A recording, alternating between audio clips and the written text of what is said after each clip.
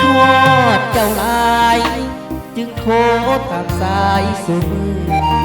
ซื้อบัตรมาเติมมือถือโทรสื่อสารเรื่องความสัมพันธ์หมู่คู่เขาถามว่าสองเฮานั้นเป็นยังกันส่งสายใยตามสายทุกวันฝากหักผูกพันนั้นมาตามสายทราบซึ้งตึงใจจึงได้กดเบอร์โทรหาอายอยากรู้ว่าน้องแก้วตาเจ้าอยู่จากใดอายอยู่เวียงจันทน์คิดถึงน้องนั้นทุกลมหายใจเจ้าพอสิคิดฮอดอายคือจังอายคิดฮอดเจ้าบ่น้องจงเฝ้ารอสายอายสิโทรหาฝากหักตามสายส่งมาเป็นห่วงการดาทุกวันหัวก็ได้เห็นหน้าได้ฟังเสียงตามสายก็พอกำลังใจส่งผ่านหน้าจอก็พอมีแห่งสู้มาฝากหักผูกพันทุกวันผ่านทางมือถือส่งใจ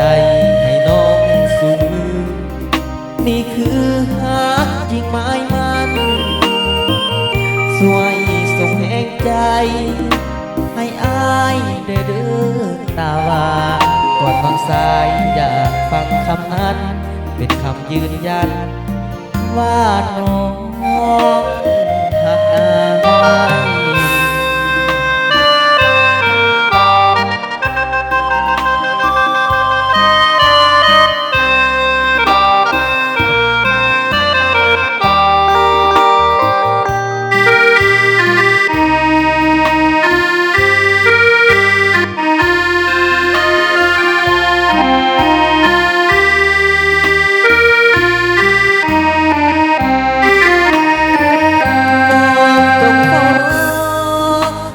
สายอายสิโทรหา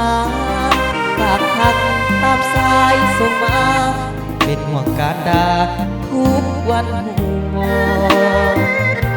บ่ได้เห็นหน้าได้ฟังเสียงตามสายก็พอกำลังใจส่งผ่านหน้าจอก็พอมีแห่งสู้งานฝากหักผูกพันวันผ่านทางมือถือส่งใจให้น้องสูนี่คือหักจริงหมายมันสวยส่งแห่งใจให้อายได้เดินตาหวานก่อนวางสายอยากฟังคำนั้นเป็นคำยืนยันว่าน้อง